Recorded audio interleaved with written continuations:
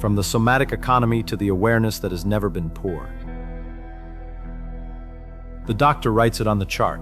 Elevated inflammatory markers, shortened telomeres, suppressed immune function. The chart belongs to a 42-year-old man. He grew up in a neighborhood where the air quality index was routinely in the red zone, where the nearest grocery store was a 40-minute bus ride, where the schools were underfunded in ways that made the gap visible before you were old enough to name it. He didn't choose this. The body received it regardless. The chart is the accounting of what chronic scarcity does to a body over decades. Poverty is not only a condition of material scarcity. It is a chronic stress state with specific measurable biological consequences. Elevated cortisol, shortened telomeres, the protective caps on chromosomes that determine cellular aging, worn shorter by chronic stress, meaning the poor age faster at the cellular level than the wealthy. Elevated inflammatory markers, suppressed immune function, altered sleep architecture, compressed attentional bandwidth, cognitive bandwidth that is consumed by financial scarcity itself, by the continuous arithmetic of not enough, leaving measurably less cognitive resource available for every other domain of life. The body does not know it is experiencing an economic category. It only knows chronic threat, cortisol, brace. The body is correct about the threat. The threat is structural, not personal. The body cannot tell the difference. This is not metaphor. This is what economic position does to a body. You did not choose the position you were born into. The body received the consequences regardless. Research by Sendhil Mullainathan and Shafir, scarcity of money, of time, of any resource captures the mind. It creates a tunneling effect. The scarce resource dominates attention, involuntarily, continuously. A person managing financial scarcity is running a continuous arithmetic that a person in abundance does not run. The cognitive load of that arithmetic is real. It is equivalent in some studies to a meaningful reduction in effective IQ, not because poor people are less intelligent, but because their intelligence is already occupied. The cognitive bandwidth consumed by financial scarcity is bandwidth that cannot be used for anything else. You are not choosing to be preoccupied. The scarcity is doing the preoccupying. You are not less intelligent.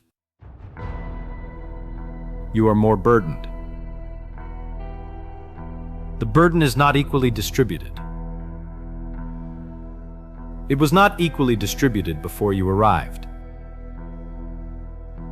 In one frame, the economic position, real, producing real somatic consequences, real cognitive constraints, real differential access to health, safety, education, time itself. The class hierarchy is not a matter of individual attitude.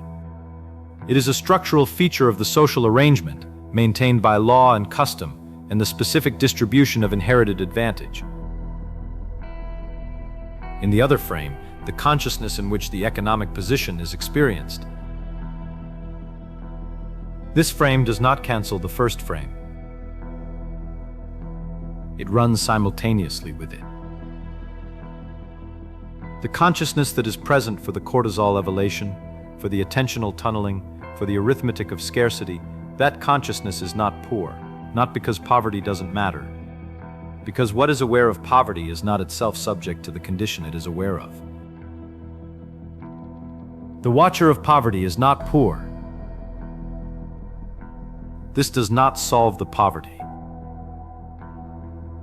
It is an additional truth, running simultaneously. This is not think yourself wealthy. This is not prosperity gospel. This is a structural observation. The watcher of poverty is not poor. It has no cortisol. It has no telomeres. It has no balance to calculate. The hummingbird drank only from wildest orchids. She saw the vulture eating the carcass of a wolf in the dust. How can you bear this filth? I drink only the essence of flowers. You eat the dead. Surely you are cursed. The vulture raised his head. His eyes burned with strange, fierce fire. You seek beauty where it is already beautiful. That is easy, but I take the rot, the stench, and the death of this world into my own belly. And inside me, the fire of life burns so hot that it turns this dead meat into the strength of my wings. I turn death into flight. The hummingbird watched as the vulture spread his massive wings and ascended, disappearing into the blinding sun where she could not follow. The class calculus is the carcass. The consciousness that contains it is the vulture's fire.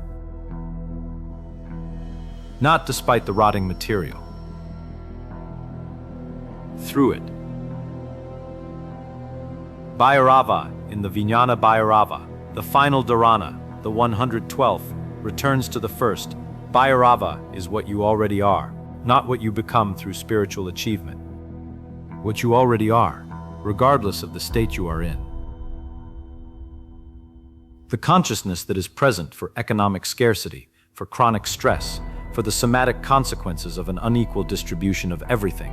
That consciousness is Bhairava, is the absolute, wearing this particular economic position, the way the absolute wears every particular position. The position is real. The wearer is free. Both are true. The class calculus continues. The awareness containing it has never once been short.